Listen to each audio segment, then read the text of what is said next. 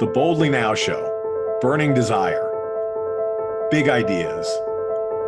Bold action.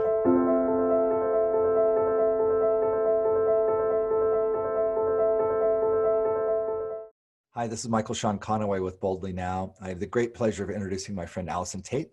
Alison is the Director of Economic and Social Policy at the International Trade Union Confederation. She represents 207 million workers around the world in 165 countries. I think of Alison as the economist to the people and the planet. And she's going to help us kind of understand a little bit about this time and a little bit about what we don't know about economic theory and the sense of value exchange on the planet. I think you're gonna find this conversation really interesting and enlightening. I know I will. Alison, welcome to the show. Thank you so much. Now, Alison, you're in Belgium, in Brussels, you said. Yes. And you said today was the first day that they're letting people out. Now, in the United States and a lot of other countries have had the ability to go out and exercise.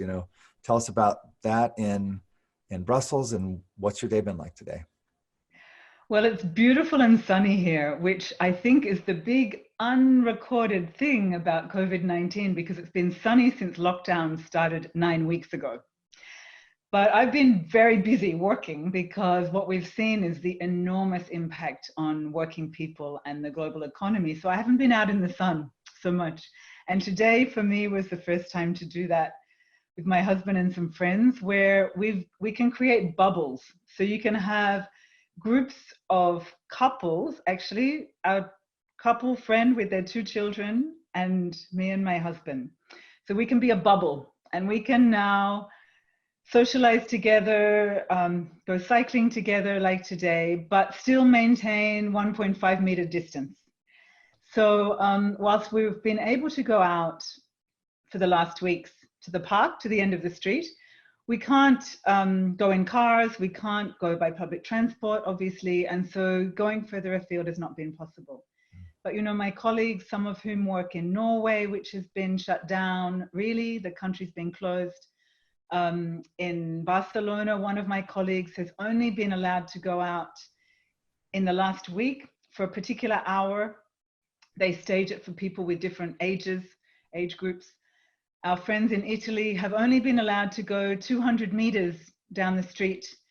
And so taking the rubbish bin out has been a highlight in recent weeks for people who've literally not been able to go outside of their apartment buildings. And obviously people with elderly people or children in their families, then that's been extra challenging. And but what I found really interesting in Belgium, which is quite a small country compared to many others of its neighbors in Europe, people have been very respectful of the rules. And so literally no one had to say, please stay 2 meters apart when you're in the line waiting to go into the supermarket. People only go out, really for essential items like to the pharmacy or to collect food and bring it back home. And so it's really changed people's lives a lot. Belgium's a very social place, and cafes and pubs and wine bars, and that sounds very, very nice lifestyle. In fact, it is for most people, for many people, but that level of social interaction has totally changed. And it's starting to open up a little bit now. As of tomorrow, non-essential work will start again, and some people who can't work from home or can't telework will be going back to work for the first time in 9 weeks. So it feels like we're on the cusp of a new change, a new phase of dealing with COVID-19. But one of the things I think I'm really conscious of, it's like the biggest expression of international and intergenerational solidarity I've seen in my life. And I say that because here we are in the middle of Europe, but it's also very conscious that in the countries that were impacted with such devastation, with such large numbers of deaths and such huge impacts on people's lives, their family lives, their working lives, how we manage our lives, it's really been a staged process. And I'm from Australia, and I hear family and friends and colleagues in Australia speaking in very different ways as to how COVID-19 has impacted them. But here in Europe, and looking to other places, that don't have the privilege of a public health system that works, a public transport system that works.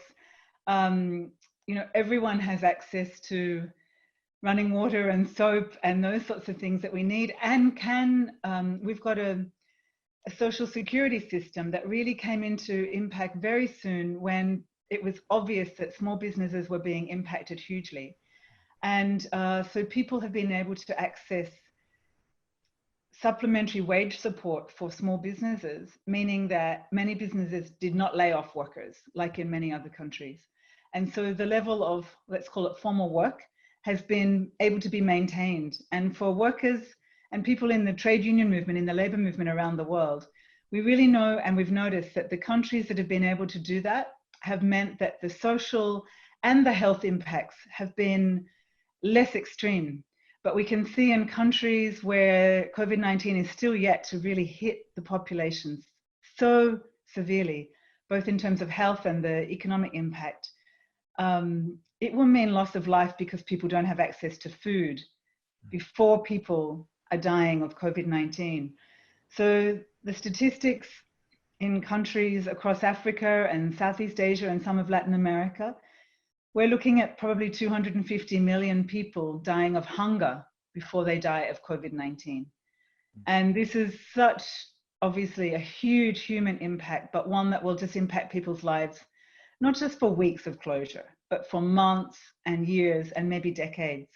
And so for us, the whole of society and the whole of the way the global economy works is being questioned right now. And that's one of the outcomes of the reason that COVID-19 has been such a huge wake-up moment for people all around the world.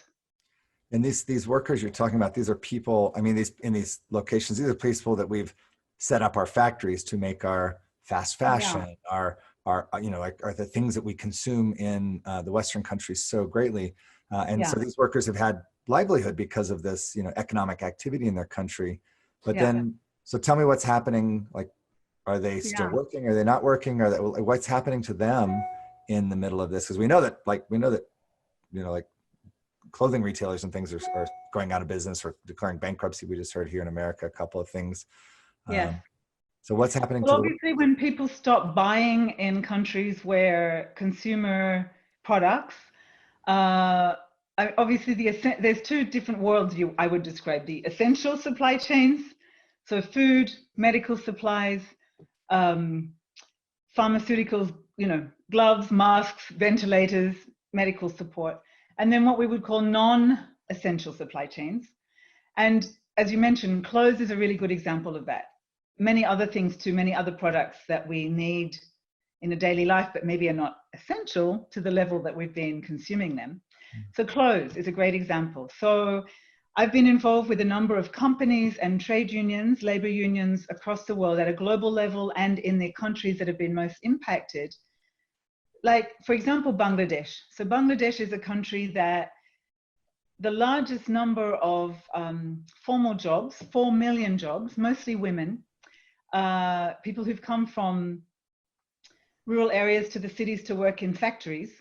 And 7 years ago, Bangladesh became quite famous because there was a huge building that collapsed and more than 1,000 workers lost their lives. And many big brands of the clothes that we wear in Europe or in the United States, Japan, Australia, and many other places are made in countries like Bangladesh. But they're made under conditions that very often consumers don't think about. And those workers are earning really what's a minimum wage. In fact, in some of those countries, it's not even a minimum wage. It's not even what is minimally required to live a life, to pay for the food you need, for your rent, for your medicines, for your transport, for your family, for your kids to go to school. And so what became really obvious in a country like Bangladesh, not all 4 million workers lost their jobs immediately, but many workers with the shutdown were told to go home. And that meant back to their villages. So many factories did shut down, although some continued and some still continue and some are starting up again now. But in the weeks since the shutdown happened in mid-March, literally millions, hundreds of millions of people went home and back to their villages where they've never earned an income to have any savings. And they're back to villages where they're the main income earner for them and their whole families, and sometimes extended families. So then what happened in the case of Bangladesh, for example, the wage component of the factories, the suppliers, the factories that supply the goods, they're called the suppliers, the manufacturers, they said, because they could contact people by mobile phone, but they've never had mobile banking. Those women have never had their own bank accounts. So they literally collect their wages on a monthly basis in an envelope in their hands. So they'd gone home, and then the factory owners said, well, the wages for March are here now, but we don't know about the wages for April or May or June or beyond that, because so many orders have been cut, and many of the factories relied on massive contracts from obviously the countries where the clothes are sold, not locally. And so what came out of that was that some of those women then had to literally walk 100 kilometers back to their factory sites because public transport had ended in the lockdown conditions. And they walked to go collect that money for their wages. And then they went back to their villages. So we've been working with many of the brands and the unions and some of the campaigners, civil society organizations who've really been trying to say, this is a moment now. This system is clearly just not working. It's clearly just failed so many people. We've got to ensure that countries like Bangladesh have some level of social protection, a floor that means that people are not going to be starving. Because if you don't have your salary today, you don't have food tomorrow, and your families are going hungry from then on. So very often when the mainstream media or social media talks about the impact of COVID-19, it's talking about people who either have some savings or have the capacity somehow to support themselves or their families. And in many, many countries around the world, and I would say many people in the United States too, from what I read and hear, and just don't have that backup. They don't have that social protection. Yeah. And so I live in a country here in Belgium where, you know, that's really valued by people. And companies contribute to that, governments contribute to that, and workers from our own deferred wages contribute to that, for our own pensions, our own health insurance. And that's just not the case for many, many people around the world. And this is becoming glaringly obvious that it's not just a health crisis, but it's the intersection of a crisis of inequality, a crisis around gender rights, it's a crisis of climate and sustainability. And the planet, for many of us, we've been clear, has been facing a huge crisis for a long time. And now all these crises are intersecting in this moment. Yeah, all together. And, you know, I want to just reflect, you know, when we're talking about these workers or the people that don't have these, any kind of social safety net or you know, food security, we're talking about billions of people. We are. You know, yeah. I've heard 2 to 3 billion. You know, we're 8 billion. And so you're like, okay, there's 8, but there's 3 that are actually below that level. And I think it's kind of shocking. You know, yes, we do have poverty in the U.S. and other industrialized countries, you know, like severe poverty where you know, people are going hungry, but you know, the United States is 300 million people, 3 billion. That's 10 times more people than the entire population of the United States. Our biggest cities are below that level. So just subsistence living. And then there's a lot of people who like to talk about, well, there's fewer people living on $1 a day than there was, you know, 50 years ago. Great.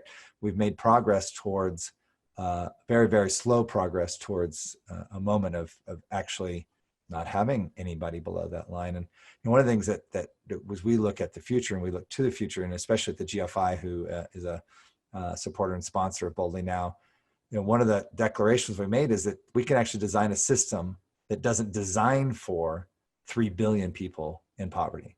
We can actually design a system that designs for the no poverty. And I think that's maybe it's a modern thing in a way. I mean, so, you know, going back to Adam Smith, 250 years ago, conceiving of a world that could take care of every single person was just a little bit out of it was out of the realm of possibility. We didn't have supply chains like we did, and we have technology. And so, you know, at that level, and many of our, I think, many of our economic policies are based upon thinking it's 250 years old, or, evolutionarily from that, but kind of rooted in that. So my interpretation is that, well, we have a system that was designed for poverty. It's actually at its building blocks was designed to have that kind of poverty, and not because the people, the thinkers back then didn't have a heart or didn't, want people to thrive on the planet. It's just that they didn't see a possibility of a system that's different. Well, it's a little bit like, how people saw the planet back then as well, right? Because the economic system was designed around this concept that we had a pie and you had to divide up the pie.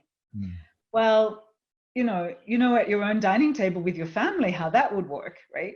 And it really brings a sense of limit, or like, well, where's the rest of the pie and where's the next pie coming from? Well, we've clearly reached the planetary boundaries also of production and pollution and carbon pollution, certainly, already. And so the carbon budget, if you like, of what we need to be engaging with around how we use not just fossil fuels, but how we use things that are finite. And most natural resources are finite. And even clean water, it's really become obvious that the solution for COVID-19 is not just staying at home, but it's actually washing your hands with water and soap. And a lot of the people that you just referenced there are people who live in places where they don't have running water. How is it that in this century that, we can send men and women to the moon and we can't provide drinking water and clean water for the majority of the people on the planet, for the majority of the people? Let alone food supplies, let alone safe food, let alone jobs. And so it's really obvious to me that this is a moment not just to wake up and not just to notice what we've been kind of tolerating and existing in a system for such a long time, but we've actually now got an opportunity to say, if this is not working, what could we invent as the smart human beings we are right now?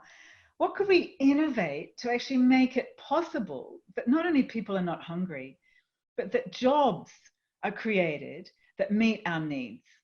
And that may be our creative needs. Certainly it means our financial needs, but also our social protection needs, and the needs for not just me as an individual or us as a community, but actually for a whole population on the planet.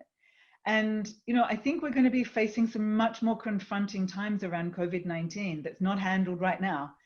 We're at the beginning of May, and many countries are expecting a second wave of the virus, many communities, and it won't be the way the first one went. It started in China, and then Italy was a problem, and then, oh my goodness, a lot of people died in Spain. And many government leaders have been saying, well, we've had time now to prepare, not to prepare for the virus because the virus is doing what it's doing, but to prepare our healthcare systems, right, and to prepare the way we work, and to prepare how our food supply chains actually operate. And a lot of those things are going to be way, way closer and way, way tighter, if you like. So I honestly don't know if in 2 years' time we'll be buying so many clothes made from poor women in Bangladesh. It's my dream that women in Bangladesh have other options that provide them with a dignity of life that's not exploitative for very long hours with toxic chemicals in factories making clothes for people who have a lot of clothes already in their wardrobes. But what does it mean for local communities, for local economies, for local families and businesses? What could we create that would be really meeting our needs and providing dignity in the level of incomes for people, and ensuring that people's health and safety in their work? And it's obvious when you think about the conditions that women living in poverty and working long hours in a garment factory in Bangladesh are facing. But there are so many other unhealthy workplaces, like we hear in your country, in the United States, where huge numbers of people working in the meat processing plants are getting sick from COVID-19. Or that the largest number of bus drivers were in New York and in London that died, as a result of not having personal protective equipment, masks, to protect them from exposure. There's so many jobs that are really challenging to think about how we're going to manage those working relationships and that space to be 2 meters apart for the foreseeable future. Right. So there's a lot of creative thinking going on and a lot of innovation, not just about microchips, but like it's not all about technology solving problems or waiting for technology to solve those problems. I think it really is about us using our creative thinking as policymakers, as economists, as artists, as musicians, for people to really think through how is life going to be really different. And the next generation, they won't be relying on the things we've relied on for now. And a lot of that's already blown out of the water. But in coming months and years, we're going to have to be way more creative. And I suggest we have the opportunity to be really looking at both local economies and a global economy that's really much more resilient, that can bounce back from big shocks. We're going to get more and more other shocks, whether they're health ones or from extreme climate events, but to have a more resilient local and global economy, a more sustainable economy, and a much fairer one. Yeah, interesting. And I'm no economist, but you were talking, you think, okay, there's this group of people that don't have access to clean water, that maybe their living conditions or their housing's not adequate. They don't have much public transport or the ability to get around or safe public transport. There's all of these things, and then we have them. What they're working on is for export. Yeah. And you can just say, well, what would make a big difference? Well, wow, we could put them to work building, water purification plants and putting in infrastructure to get water to houses and rebuilding houses. And you could see that same human labor not being used to, drive a whole economic cycle that starts with them and ends up with a consumer having a garment and the company who's, running that business making money. So, sometimes I say that our economics right now is we turn human resources and planetary resources into capital. That's what that is. We turn these resources into money. And then the money we know right now is just being collected in larger and larger pools by fewer and fewer people, which, that's something humanity might want to just tackle as a notion that maybe that's not what we want to do with turning our human resources and planetary resources into piles of cash for people. We'll leave that one alone for right now. But just if you start to thinking about the human labor, like the activity of the people, their hearts and their minds and their bodies working, if they were working in their local economies to improve their local lives, it would probably be a very short period of time with probably much less capital than we would spend on anything in the developed world. They could provide themselves with a great life if their lives could be turned towards improving their own environment and their own communities. So I'm not an economist, but it just seems like to me, like if we put these people to work to do the things to make, we don't have to come do it. It's not like we have to provide clean water. They can do the work to provide clean water. Maybe some resources. Absolutely. Well, money was a human invention too, right? Yeah. Money wasn't kind of growing on trees and humans went, oh, that's a helpful thing. Great, right? So we invented that as a mechanism for exchange of value.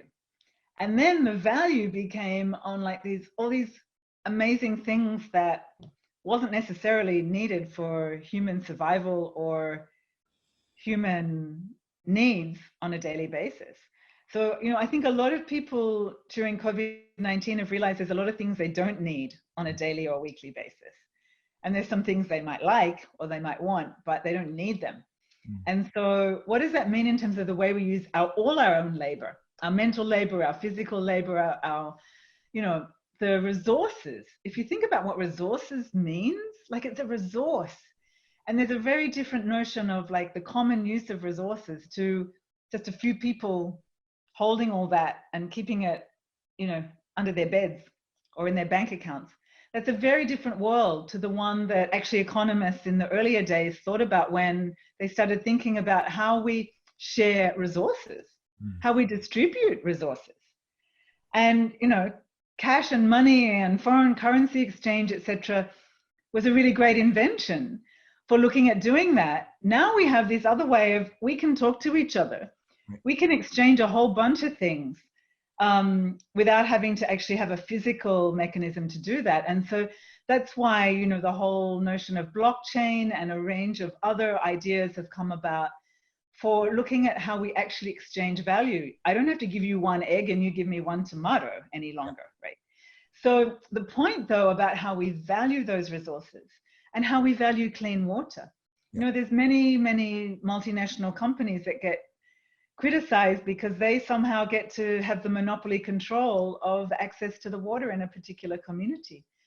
And, you know, it gets bottled in plastic and sent to the other side of the world. And literally those people in that community don't have clean running water. Right. That's actually insanity, right? That just does not add up for anyone. Ask 2 children playing in a sandpit. They will go, that doesn't sound right. Right? You don't have to be an economist to figure that one out.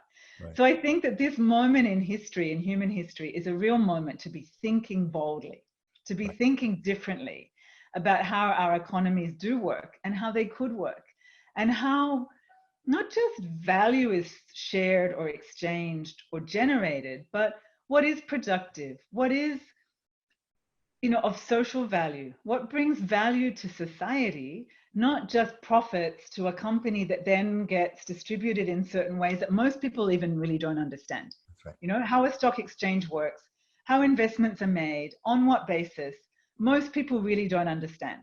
And it's kind of complicated, and economists know that, you know, we have this special language to try and describe this, but the reality is, how is it that certain things become more valuable when in these moments, you know, I see on our streets here in Belgium, every night at 8 p.m., we go out on the balconies or out on the footpaths and wave and clap and cheer to our neighbors in acknowledgement of the essential workers, healthcare workers, supermarket workers, you know, doctors and nurses, of course, but people who are delivering our food, etc. And it's really interesting that very often it's those people who have not been paid wages beyond a very low minimum.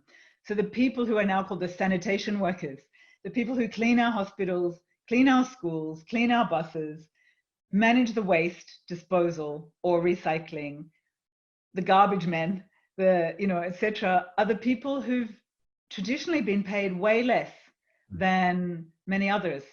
And that's partly because those workers haven't had power or been seen to be valued in the society. And now it's like, wow, society really values those workers. Well, it's much better to pay them decent salaries, give them paid sick leave, time off when they're ill or they need to care for others like their elderly family or people who are disabled in their families or children who need them at home because they can't go to school.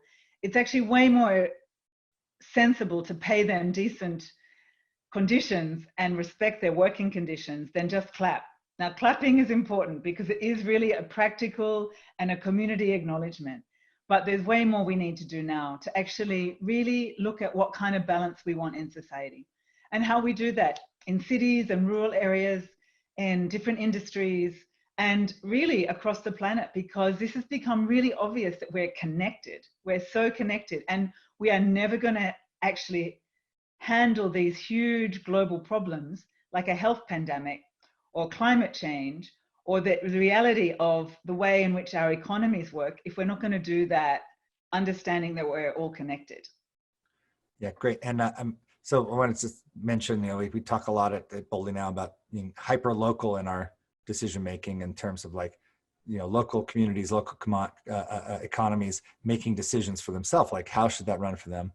But we also talk about how there's a need for a larger global governance of those things. And you were sharing with me something that's going on in the EU right now around protecting workers' rights. Can you share a little bit about this? Because this seems like at that level, that kind of like that 10,000 foot level, a really important moment to understand that actually governments can start to do things that maybe were, I wouldn't say impossible before, but unexpected before. Tell us a little bit about what's going on for workers' rights in the EU.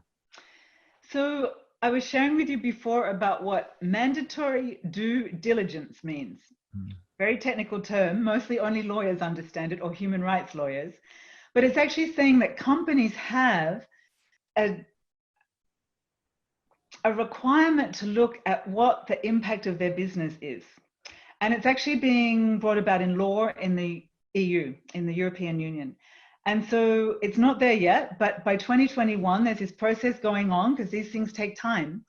But it's actually acknowledging that whatever size company you are, from, you know, like a small family business and the 7-Eleven store on the corner, through all the supply chain interconnections, that because we are part of an ecosystem, right, up to the big companies that are the big brands that I was referring to before when we were talking about the clothing industry and how that operates on a global level.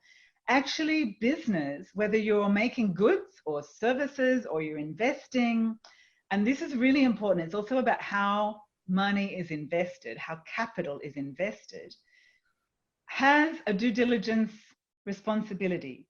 There should be a planning process to assess the risk for those investors or for those companies about their own operations and through the supply chain.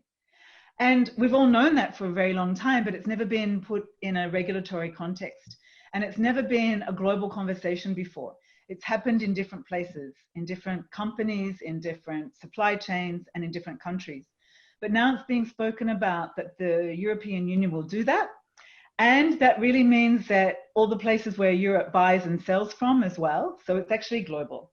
yeah, And so it will actually come about in different legal jurisdictions, in different countries' legal systems. But it will actually recognize that a company's impact can either be positive or negative. And it can make a negative impact on human rights, on labor rights. If not paying a minimum wage is actually undermining the labor rights of those workers that you earn your profit from.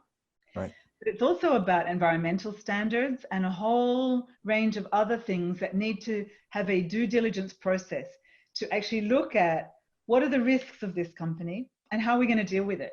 And it's not saying you're a bad company or, you know, you shouldn't be doing X, Y, or Z. It's actually looking at what you're actually doing and how that really works and how we're going to solve this problem. And it's what's also very interesting is not only does it look at human rights as a foundation that's really human, like universal for everybody, no matter what country you live in or what company you work for or what workplace you have. But the other element is it's going from saying that the primary responsibility of a company for profit making is to the shareholder. right, That's never been the case actually until the 1980s. right. So that's kind of short history actually in human history, if we look at it longer term. Right. So what that means now is that rather than saying all profits go to shareholders and however that's distributed is decided by the decision makers, the, you know, the head people in the finance department or the members of the board or, you know, who are the shareholders. It's not only about that. It's actually about stakeholders in an economy, stakeholders in the company. And those stakeholders might be those workers in Bangladesh that I was referring to and the people who live in their communities. Because if, you know, jeans are being made with toxins and those toxins go into the water and those people don't have clean water because of the effluent from those factories, or it might be your community, but I'm giving the example of Bangladesh, that still the company that buys those goods or actually contracts for those services has a responsibility as well as those local businesses and local communities. So it's actually connecting us like we see through COVID-19 in a really real way around both the labor laws, the environmental laws, and the regulations around competition and profit making that will also be a very, very different world in the future than the one we have this week or last week.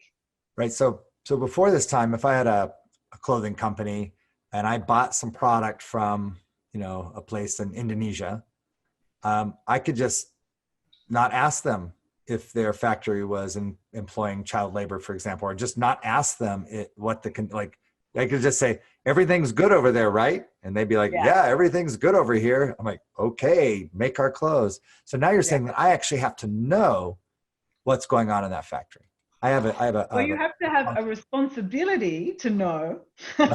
And there will be a reporting process in which you have to say back to not only your own shareholders, but to governments and actually to a bigger group of stakeholders than the ones that just say, has our share gone up or down this month? or these last 3 months.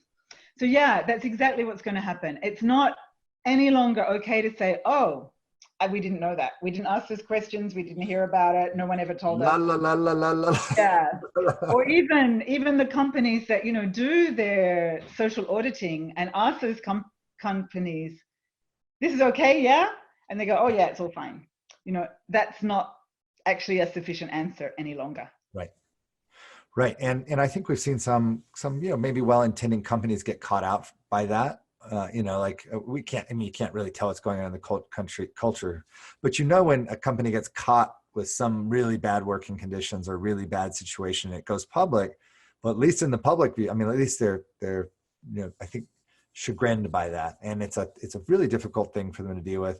And so it's like they got their foot on the gas, but they're not really looking at the impacts of the business. Now they're saying you have to. And if it's an even level playing field, right?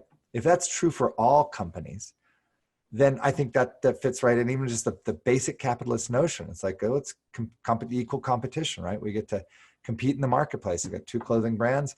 If we're all expected to, behave in a certain way around workers' rights or maybe environmental issues and rights, then we just have better. We just have better capitalism. It's just better for everybody. And so I think we're always a little bit, I think, in this era saying, oh, well, governments can't do things or they're incapable. This sounds like something that's really positive coming out of the EU. Well, it's really clear that in most countries around the world, that idea that governments can't do things or they're too slow or they don't care has been blown out of the water too. Because, people are looking and saying it doesn't work if we don't have coordination on this between cities and states and federal governments, between countries that live closely together, and those borders, on the lines on the map don't make a lot of sense because they get their essential food from across this border. And, so I think it's really changing what people could imagine for the future. Whether it changes that in policy terms or fast enough, we are yet to see. But I think for sure, the reality of saying it's not okay just to pretend it doesn't happen or that we never asked. And it's not like saying people have been bad about that in the past. That just hasn't been their intention, right? It hasn't been their focus. It's like, we need those clothes from here to here, and, we need them on the shelves. People are buying green jeans today, and, last week they wanted brown jeans, and we need more green jeans, it's like, really, right? So, and I use those 2 colors very importantly because, there's often this thing of brown assets, right? Like, how do we invest in these brown assets, like the assets that are polluting and, or the green assets, like the good assets? But actually, it's not about the color. It's actually about the real impact. And it is really about investing. So I think where we've come in 2020, which I was not expecting in 2019, I got to say, that people are thinking about investing in human beings and investing in human rights is a real conversation now. Whereas before it was like, that just sounds like more cost to me. That's a cost to business. And rather than seeing workers and our skills and our talents across the world as being a cost to business, it's actually the foundation of any business. Right. And I think for people who've been working in the creative arts, everyone's known that, right? But even people in the creative arts are often not paid duly for the value that they bring. And so, this is a real opportunity when you think about connecting people from different cultures and different industries and really looking at what is important and what is necessary for a decent life and a quality of life and a dignity of life, then we can draw on so much more than saying, oh, it's like poor people in this context, just somehow they're not as valued for some reason. We don't quite understand it. That was a part of the design of the system. Right. And now we can't just say, oh, it kind of just fell out of the sky and that's what we have to deal with. No, we have a real opportunity now, a real moment in time, a moment in a generation to actually look at how are we going to protect the things that we really value, and how are we going to ensure that people are not fearful about how to manage their lives and how to raise their families and support people in their own communities and just take that pie for me. It's like the chocolate bar, really. Like, I just want that for me because I can't see how we can make that work in any other way. Well, that's just a lack of imagination, I think. That's right. Yeah, great. And imagination is what we're going to be engaging in together, Alison, over the next few years with Boldly Now and the Generative Future Initiative. The thing that we're coming together is to see okay, this is an issue of imagination, designing a new system, figuring out how to make these work, then we should be able to handle an imagination issue. Imagination is not something like a chocolate bar that you run out of. We don't have to parse out the amount of imagination. We've got 8 billion imaginers on this planet. We're hardly even using, I would say we're using 1/10 of 1% of our imagination potential and capacity. I'm not an economist, but maybe you can figure out actually how little we are using. But if we could use even 10% of our capacity to imagine a new world and a new future, then I think we just have an abundance of ideas, at least to try out. Like, can we get ourselves from, we don't have any ideas how to redesign the system, to like, we've got hundreds of ideas we're experimenting with, we're trying. If our generation can do that, and I mean that as a collective intergenerational moment here, people from the age of 12 to 80, if we can do that, by the way, if you're below 12 and you want to make an impact, that's fine too. We're ready for you. Below 12 have great imaginations too, right? That's right. We actually celebrate imagination below 12. Yes. It just kind of gets weeded out of the system. Right. Anyway, it's our firm belief that using imagination and then putting those ideas that we imagine into action can have us be in a very different place in 20, 50, and 100 years. And I really want to thank you, first of all, for the work you've been doing, because most of us just haven't known that there's economists that are doing the things you're doing. I mean, to me, you're an essential worker that's not been celebrated as well. And now, though, in this moment, if we're actually considering redesign, then those people who have the knowledge and expertise and skills that you have that are willing to put it to work for the betterment of all on the planet, you're one of our most essential resources. And I'm excited to see us get to play in that domain and actually get to, I don't know what's going to come from it, but I know that we have an opportunity now that's unprecedented. So, well, thank you. And, I would just add that I think that doesn't depend on which economics degree you have or which university you went to or what country you were born in.